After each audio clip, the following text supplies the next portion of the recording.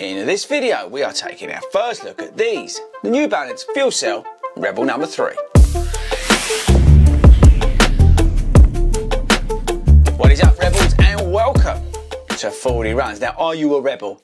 Let me know in the comments, and while you're down there, tell me, did you have version 2? Did you get sucked into that like pretty much all of us did? Okay, right, so Rebel 3 is here. Now, before we get into it, I'm just going to make one point before we get into the rest of the video. Right, so, a couple of you, I won't name names, but in some of the comments said that some of the reviews biased and all this sort of stuff.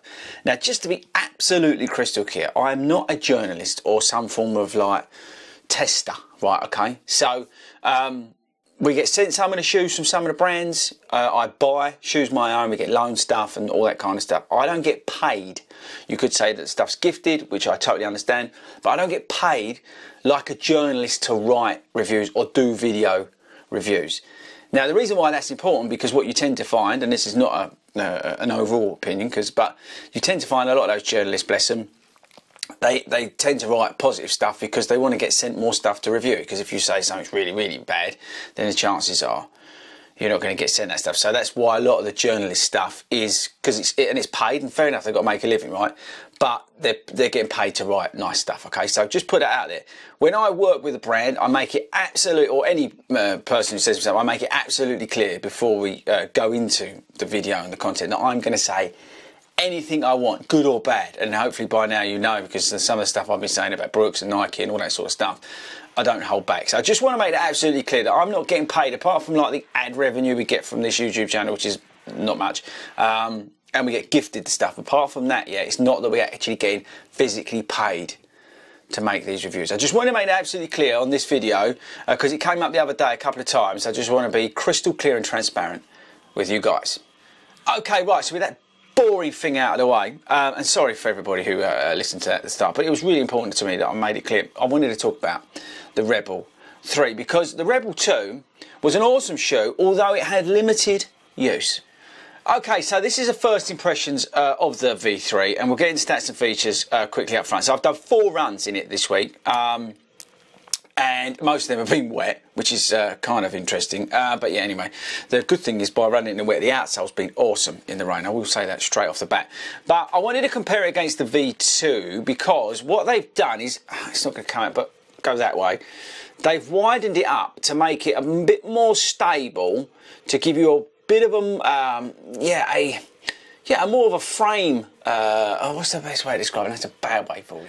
They've given you a better frame on the shoe, in which it appeals to more runners. So they've widened it out against that. Even in the midfoot here, can you see where they've increased the size? I don't know if it's coming out on the camera or not. But overall, and even in the toe boxes, they've just stretched it out a bit. And what that's meant is that compressive feeling of the Fuelcell midsole is smoothed out a little bit, because of the frame of the shoe has increased in terms of width. That's a better way of saying it. We got there eventually.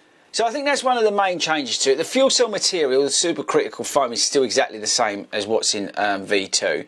We've got a brand new updated mesh upper on the shoe. We've got some obviously changes, noticeable changes in terms of how it looks and things like that.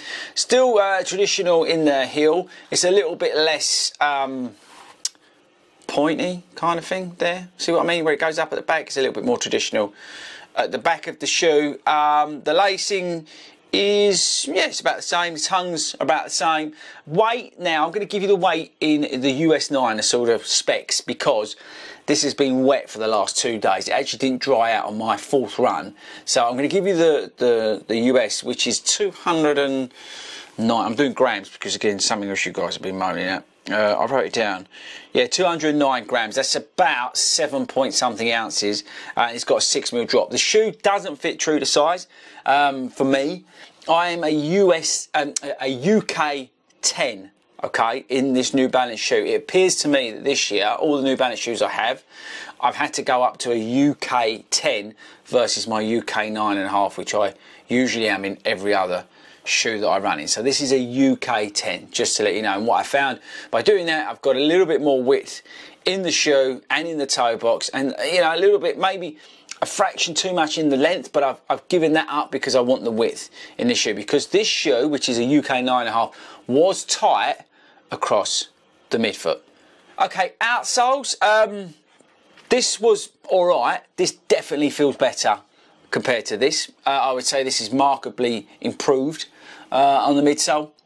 But again, only 4 runs, but the good thing is this week it has been really wet. There's loads of leaves down. It's just mucky and horrible out there, and this has been very good this week in those runs. I think that is about it in terms of stats and features. Oh, it's £130 here in the UK. It's just come out over here, and it's £130 here in the UK. I think that is about it in terms of stats and features, I think.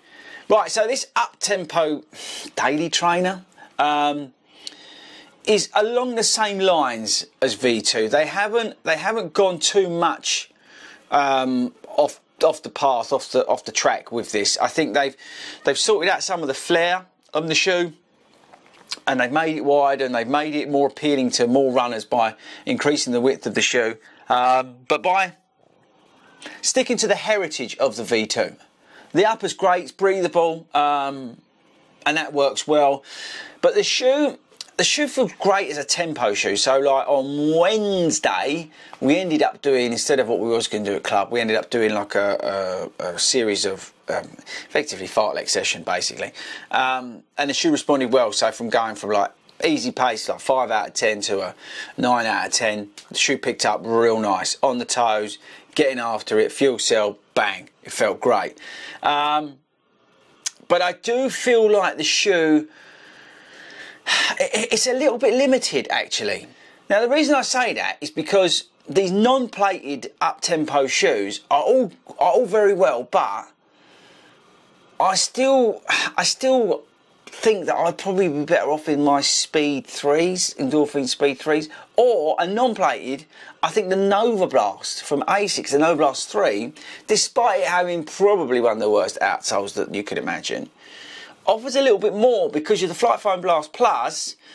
The increased stack versus this gives you the opportunity to go long in it. I wouldn't want to run over 10 miles in the shoe, and I'm not saying that that's what this shoe is built for, but this shoe sits between sort of training and competition. It's in that, and it's fine, this shoe, if you want a shoe in your rotation that can do some of that tempo work, some of that up tempo work, some of that progressive work, fartlek sessions, things like that. Maybe you want to just stick it on to do that. But if you can only afford one shoe or maybe 2 shoes, which I think probably most normal people can, then I'd probably look something towards, like I said, ASICS Nova Blast 3 if you don't want a plate, or if you want something with a little bit of a plate, you go for the Speed 3. So I'm thinking in a way that the Rebel 3 is a bit pointless.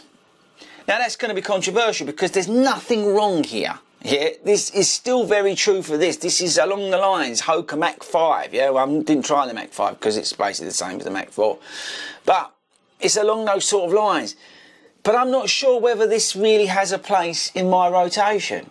Because when I think about it, I've got other shoes that I would probably wear, like Speed 3, ASICS Nova Blast 3 as well. Isn't it funny? Everything's 3 this year, Rebel 3.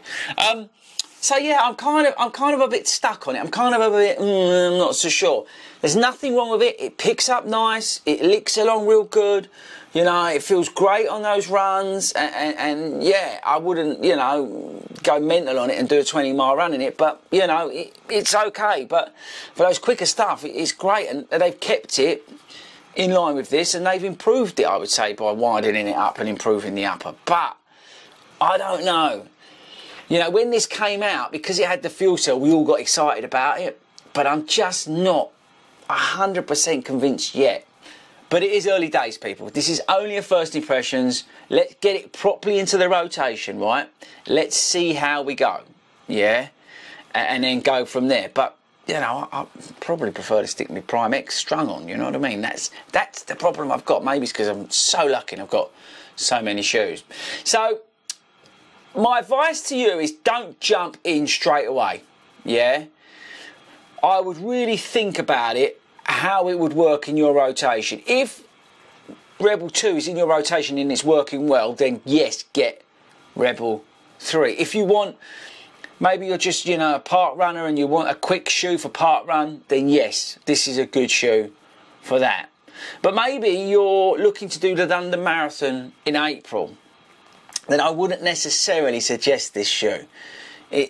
You've got to have a real variety of shoes in your rotation for this to slot in as well. It's just, as I said, it's perfect for those up-tempo days, absolutely perfect. But I do think that you could buy something else that could do that and do some other stuff, and that's why I say it's kind of limited in terms of versatility. I like the weight. I like the fuel cell. I'm not disliking it, but yeah, as you can probably guess by now, I'm kind of struggling where to fit the Rebel 3 into my rotation.